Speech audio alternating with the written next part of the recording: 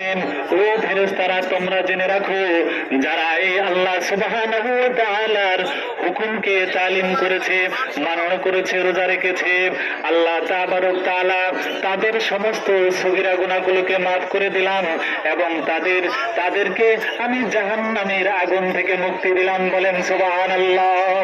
ভাইরা আমার, জাহান্নামের আগুন থেকে মুক্তি পাওয়া মানেই হচ্ছে সফলতা।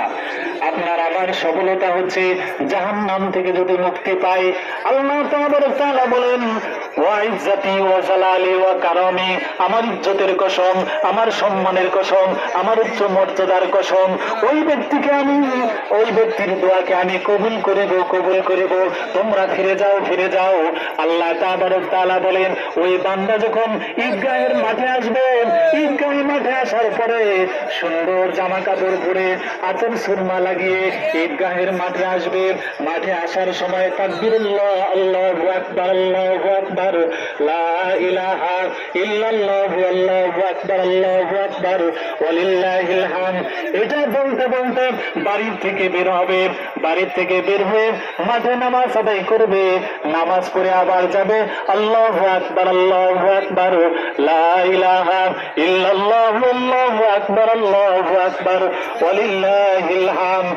এই তাকবীর উচ্চ স্বরে নিম্ন স্বরে পড়তে পড়তে যখন যাবে, আল্লাহ তাবারক তাআলা বলেন, 2 রাকাত ওয়াজিব নামাজ পড়বে।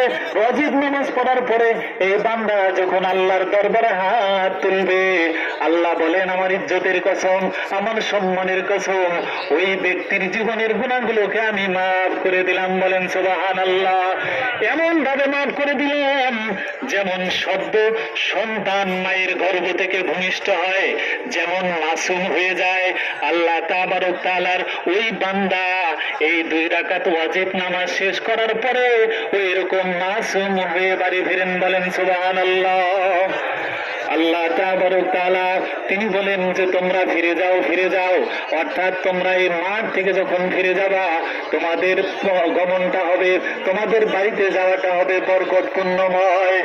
আর আল্লাহ তাবারক তাআলা বলেন, তোমাদের এই ঈদগাহের নামাজ পড়ার পরে যখন বাড়িতে যাবা, আর মা বাবার সাথে করে নিয়ে যখন তোমরা একসাথে খানা খাবা, তখন আল্লাহ তাবারক তাআলা বান্দার এই দৃশ্যটাকে আল্লাহ তাবারক তাআলা এত খুশি হন যে আল্লাহ সুবহানাহু ফেরেশতাদের সাথে গর্ব করতে থাকেন। বলেন সুবহানাল্লাহ। সকলে একটু জিকির করি, লা ইলাহা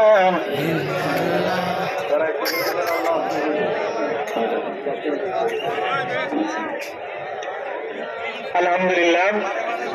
আমরা সভাপতি মহোদয়ের ঘোষণা অনুযায়ী আমরা আর 5-6 মিনিটের মধ্যে নামাজ শুরু করে দেবে ইনশাল্লাহ। তো এখন যারা এখনো দাঁড়িয়ে আছেন, দয়া করে আমি আপনাদের অনুরোধ করব, ভিতরে প্রবেশ করেন, ভিতরে ঢুকে যান, সবাই ভিতরে এসে যান।